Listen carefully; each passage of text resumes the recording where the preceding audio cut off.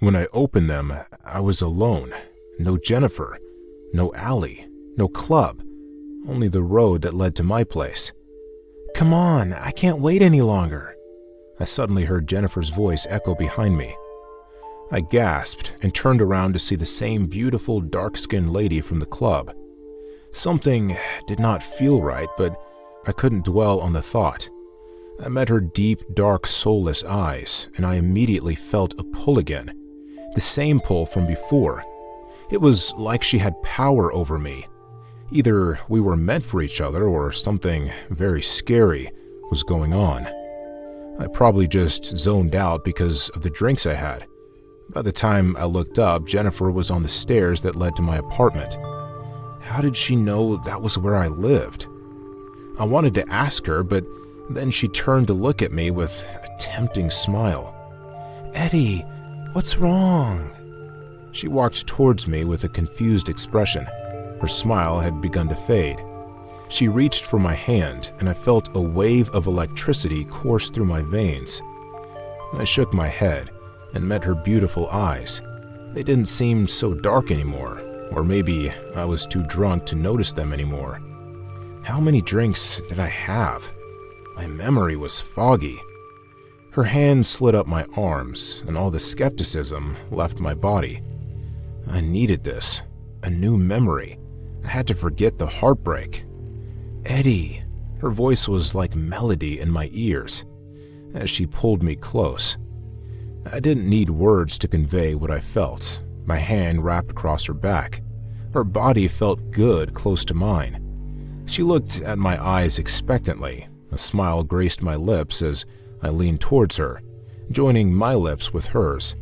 The hairs on my body began to rise once again, and then the drowning sensation began. I immediately pulled away. This would need some getting used. My words got cut short as she joined her lips with mine again. My eyes closed instinctively. I felt my skin crawl with tingles as her hands wrapped behind my neck. My body relaxed into her warmth.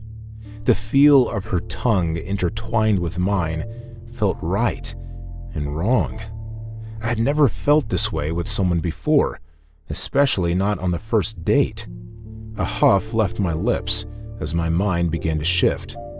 I knew where I was, but it felt like something was pulling me, dragging me with a force I couldn't contend. There was a hole, and I was going to it. The air around me became suffocating. Something was tightening my lungs. Was I drowning? I fought for air, fought to see the light again, and when my eyes opened, I was alone again, but this time in my bed. The sound of my alarm pulled me to reality. It was morning. I immediately reached for my phone and dialed Marvin's number. Everything about last night was hard to remember. How did I get into my house? Where was Jennifer? There was no way I passed out from the drinks. I didn't drink that much. Did I? My head felt heavy as I sat up straight. Marvin answered the call. "Hey man, what's up?" His chirpy voice filled the phone in my hand. "Last night was crazy. Where did you and Clara go suddenly?" I asked him. There was a pause at the other end before he continued. "What are you talking about? You and Jennifer left first." "Wait, no, that's not what happened. I can't remember everything well, but Jennifer and I went dancing and then I looked back and you and Clara were gone." "No, we were at the club till early hours today. I tried to call you when you and Jennifer were leaving, but you seemed too distracted by her." He seemed pretty sure of his answer, but I was also sure of mine. "That can't be true. Jennifer and I were leaving to look for you." Something was not right. "Maybe you're just hungover. Drink some coffee and rest. I'll see you later, man. Say hello to Jennifer for me." "Was she in my home? Is she here?" "She sent Clara a text this morning saying she was," Marvin replied. My head immediately began to spin. That girl was trouble. I didn't want her here in my home. "Marvin, listen to me. That girl is crazy. There's something—" I stopped talking as the door to my bathroom creaked open. and Jennifer walked out. My towel was loosely hung around her body. My breath caught in my throat. A feeling of dread crawled up my body. "Who is crazy?" she asked me. "I'll talk to you later," I said to Marvin and dropped my phone. I stood up slowly, ignoring the dizziness in my head as I focused my gaze on the most beautiful woman I had seen, who may also be the most dangerous I'd met. Fear was all I could feel, but something else in me wanted to walk towards her and relive the moments my mind had forgotten. "Who are you?" I asked her. I was not playing games. I needed to get to the bottom of this.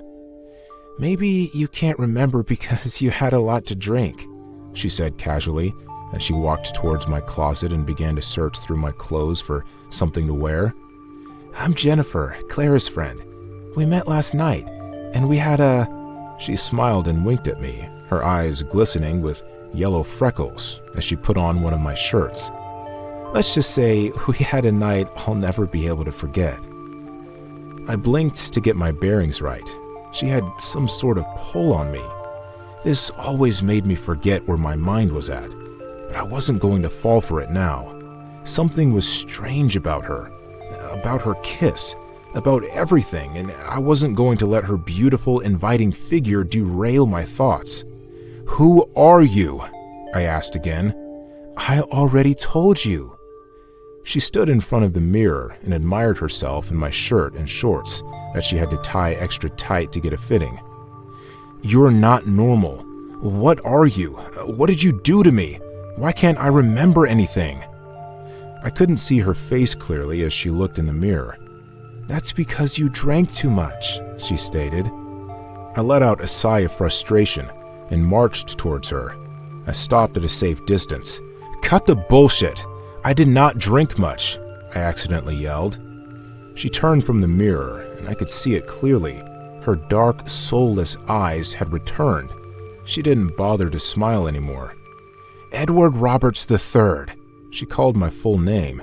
I felt the room shake as goosebumps flooded the surface of my skin.